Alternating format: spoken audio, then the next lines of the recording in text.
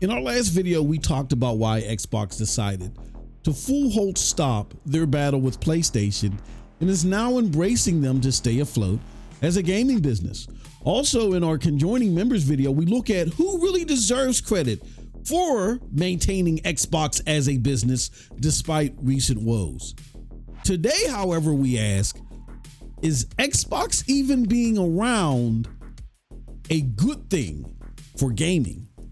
I know, a very astonishing, fanboyish type of thing to ask, right? Because competition is always a good thing, MM. Well, wait till I tell you what Xbox was contemplating doing, which just thinking about it highlights the character of those in charge and the true danger that awaits gamers, more so their consumers, every day of their existence. So with no further ado, let's get into this one.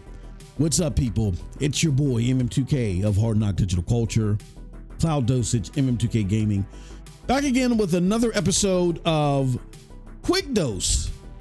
This is where we talk about the hottest topic in gaming today, and man, oh man, oh man, just when you thought that you had an eye opener, a jaw dropper, just less than 24 hours prior to this recording, they hit you in the face with another one. But before we get into all that, make sure you hit the like button, hit the subscribe button, rock those bells, and make sure those bells are set to all, not personalized. You don't want YouTube's quirky algorithm not showing you everything that we have to offer, especially crazy conversations like this. All right. So let's get into this one. In order for me to fully help you understand why I'm so flabbergasted here, let's go directly to the story. All right. Let's show you this. Shout out to Nib. Nib has extracted a story from, I think, The Informant, or The Information. Okay. And that's a news publication that they're behind a paywall, an expensive paywall. Like they wanted $300 just to read an article. And from what I understand, because I've never heard of this group before, but from what I understand, they pride themselves on exclusive breaking stories and stuff like that. So they're more so of like a publication, meaning, hey, look, if you're looking for some juicy stories that we've beat you to the punch to publication, come and sign up for us, and we'll sell you our story, or whoever is interested, at $300 a pop. Now, if you're just a general reader and you got that to throw away, God bless you, go ahead and get to it. But, you know, I think these guys, The Information, are there for other publications to take advantage of their scoops, right? All right, so with that said, you see this highlighted part. This is why I said we need to now even question if Xbox being around is even a good thing. Let's read this highlighted part together. In 2021, Microsoft CEO Satya Nadella faced a choice involving the company's Xbox and cloud gaming business. The company could either, now listen to this, acquire major game studios to drive more subscriptions to its nascent Game Pass subscription service, or it could wind down its game business entirely, Nadella told two people at the time. Nadella took the first path, acquiring Elder Scrolls maker Bethesda Studios for $7 billion in 2021, and then Call of Duty maker Activision Blizzard for $75.4 billion in fall of 2023. Now before we go any further, I gotta have a told you so moment. I told you we don't cap, okay? I told you that the Activision Blizzard deal had went up from 69 to 75 billion, and now it looks like 75.4 billion to be exact, right? And you want to know who else doesn't cap, even though they have a very entertaining and in-your-face way, which a lot of people say, oh, their presentation shows that they're just capping it. This ain't true. It's the homie King Thrash. Shout out to King Thrash. I got to give him his flowers. We got to get him back on the show. I remember a few years ago, and even I was like, Thrash, now where'd you get that one from? He had said that he had heard that Phil Spencer's job could be on the line and the existence of Xbox could be in peril around 2020, 2021. He was talking about this. And a lot of us, even those that me at the time, I figured that Phil would be in the hot seat, but I didn't think it would be that early in the generation, right? I was like, Thrash, I don't know about that. But Thrash, again, appeared to be right. And to prove what I was saying, because I knew he had said it, but it must have been on a podcast somewhere, and I got to find the actual verbiage. I haven't found the content. This X account, the Gaming Age, says, hey, yo's talking to Thrash. Yo, you were right. Even on the blogs, they're talking about Phil getting fired. How do you lower the price and still come in third, right? Talking about, I guess, something that they were doing earlier on in the generation. This, my friends, is from December 9th, 2022. Thrash was talking about this 2019, 2020. And we laughed at him for, 5 years now, and he's come out on the right end once again. So I got to give credit where credit is due. Shout out to King Thrash and Thrash. If you're hearing this, yeah, we got to sit down and do another interview. You're due to come back here and explain this one too. We got to talk about this one. All right. But yeah. Shout out to Thrash for again, the source and revealing that source. This is information, but that's not the biggest catastrophe here. The big catastrophe here is, think about it. If this is true, and Thrash's source was right, Satya Nadella would have been willing to start winding down Xbox after changing your spending habits and getting you on Game Pass, right?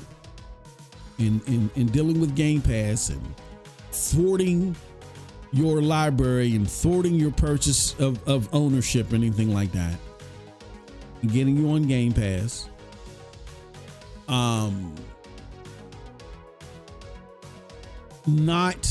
Selling you this pipe dream about the Series X and Series S and how it's going to revolutionize gaming. Well, he didn't sell you the pipe dream, but he allowed Phil to do it, because as we saw during the FTC trial, was Phil sending those ridiculous emails, actually believing or trying to convince Satya that they had the 1-2 punch to compete and do better than PlayStation this generation.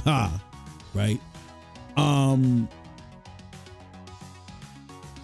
He wanted to wind that down after selling you those consoles, changing your gaming habits, and then keeping you on a string about, when they were going to improve this, when they were going to improve that.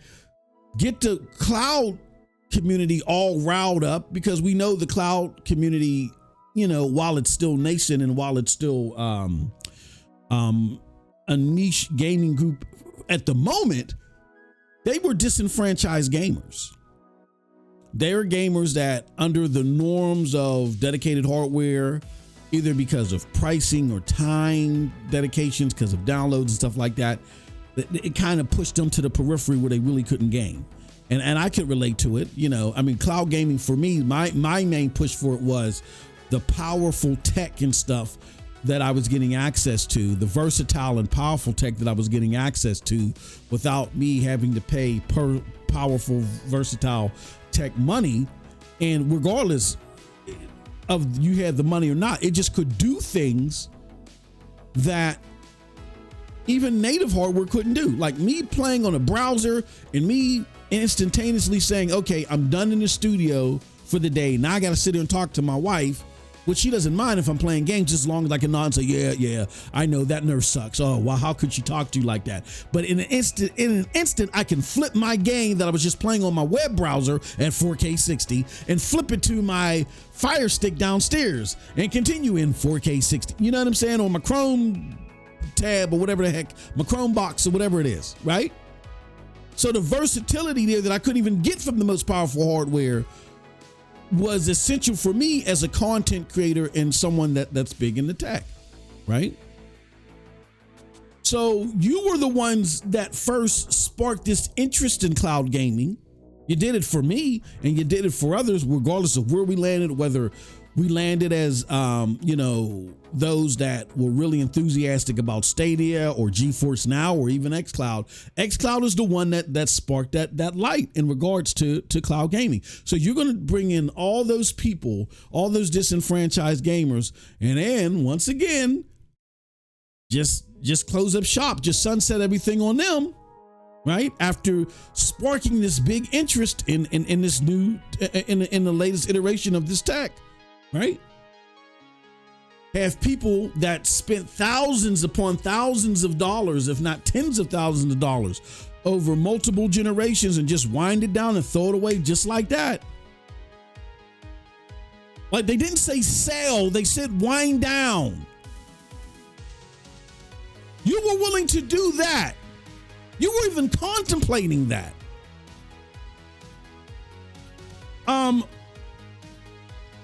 Look, I said this in yesterday's members content. Go check it out for details. It's a great content, and we got other subsequent content that further elaborates on this and dives deep into the decision making behind this, or that would have been behind this. So definitely check that out. But this proves that Phil did not save Xbox.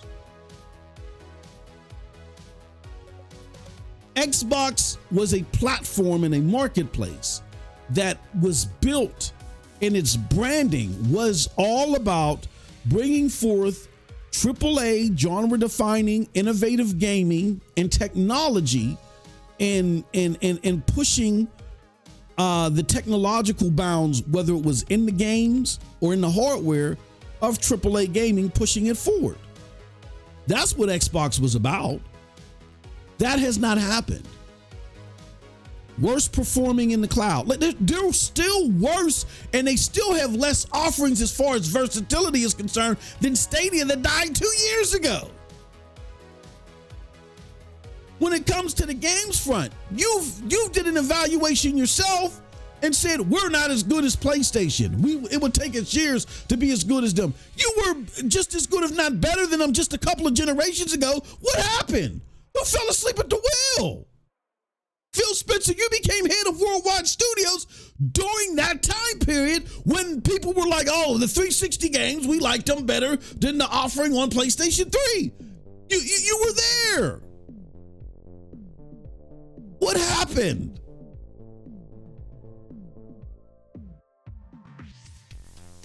Look, man, he did not save Xbox. What he did do is he followed Satya's instructions of get Minecraft, let's manage Minecraft, because that was a Satya thing. Let's manage Minecraft. Let's get out of the red with this business. Let's sell accessories. Let's cut games. Does that sound like the Xbox way? That's not the Xbox way. That's not what Xbox is about. You can have different delivery systems, and we talk about this in the members video in great length. You can have different leadership. You can have different technologies, different games, different developers. That's fine. That changes. It changed at PlayStation. Different partners, but you got to have an identity. That identity is what made you successful. And once you lose that identity, it's Xbox no further. Xbox died last generation, early last generation sometime. We talk about when in the members video. He did not save it. He had opportunities to maybe put things on pause and save it. But every time he tried to do things the Phil way, he failed miserably and just reinforced the stereotypical thought process of Satya Nadella. And like, look, we just want to put our games everywhere. Why don't we put them everywhere, Phil? What are you talking about? Exclusive this, exclusive that? Look what you've done. You've ruined everything. He just reinforced the loopy thought process of Satya Nadella with each failure. How we handled Bethesda and how that trickled over and affected Activision Blizzard. So forth and so forth.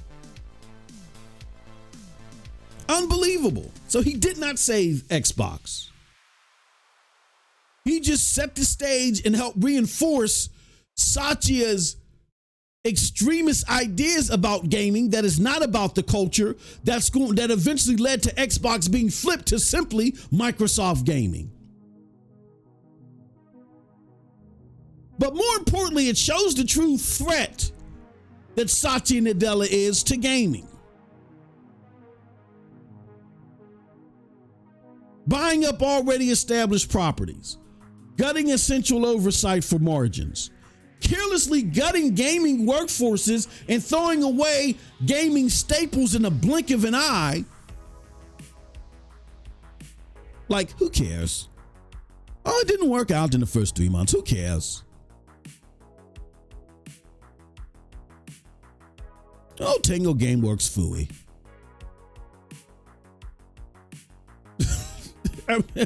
I mean, need I say more? And some of you that are following to this rhetoric of, well, no, Satya wants to do this and put gaming everywhere. He doesn't understand what it takes to make it successful, nor does he have the appetite to wait it out for success. 2021 was contemplating rolling out or winding down Xbox right after you just sold the console? Huh? Now, I can understand those conversations going about now, which they wouldn't make sense if you just spent 74 billion or 75 billion on Activision Blizzard and then 7 on, but I can understand several years after the launch of the platform, maybe 4 years in, say there isn't an Activision purchase, say there isn't a Bethesda purchase, or if there just is a Bethesda purchase, I can see you guys saying, you know what? Let's try to make this money back on Bethesda. Let's wind this down. I can get it then. I can get it then. But just a year after it launched? Okay, here's my conclusion. We need to find out if this is true. I know I'm doing a lot of hooting and hollering and spitting all over my pop filter, but let me be fair. We don't know how true this is. We need to find out if this is true, though. There are a lot of tea leaves around that hint towards this being actual and factual.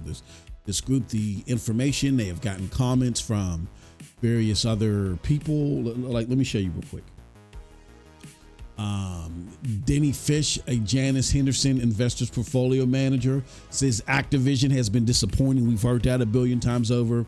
I just think the majority of the game market doesn't really want a Game Pass like the one Microsoft is offering, says Gus Zen, portfolio manager at Macquarie Science and Technology Fund. Several leading game studios have resisted Microsoft's pitch that they should put their titles on Game Pass. Microsoft also hoped that the Activision deal would attract game developers to rent its Azure cloud servers. Before completing Activision acquisition, Microsoft targeted having over 100 million Game Pass subscribers by 2030. And then they talk about the infamous removal of Game Pass growth from Satya Nadella's pay package. And then they're claiming that they've talked to a couple of people. They said, look, again, the company could either acquire major studios or it could wind down its gaming business. Nadella told 2 people at the time.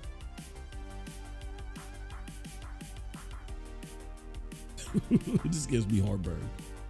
But we do need to find out it's true. You know, despite the tea leaves that may be around, we need to establish that. Because if so, I'm telling you, now I've never said this before. I have suggested that maybe, you know, depending upon your gaming tastes, maybe you would want to go here or want to go there. But if this is true, I would never invest in another long-term Xbox service or product again. I don't care if the console's whizzed out liquid gold. Never again. Point blank, as exposed in our other videos, Satya is a menace who plans to flip the staples of gaming, gut it on its head in a negative way without proper focus on quality. And Phil is just simply too incompetent to stop him. And too incompetent in showing Satya There's a better way to engage in all this that makes gaming better, not just Xbox more money. And another reason why I got a pound of heartburn from this is, as a gamer and a former heavy Xbox enthusiast myself, who would have imagined, who could have imagined that my beloved Xbox, one who brought gaming to new heights originally, one who brought me back into gaming because I had pretty much abandoned it, would be the same thing a regime later to potentially bring it down this horrible path. We need to find out if this is true. Because if this is true, this is an entity that we don't want having another drop of influence in gaming, if you truly do love gaming like I do. And that's it from your boy. Let me know what you think about all this in the comment section below, because like I always say, I'm curious what I think. But if you did like what I had to say, check out the links below to follow me. Those links, again, will lead you to Hard Knock Digital Culture, Cloud Dosage, MM2K Gaming. With that said, folks, peace and have a wonderful, wonderful gaming day.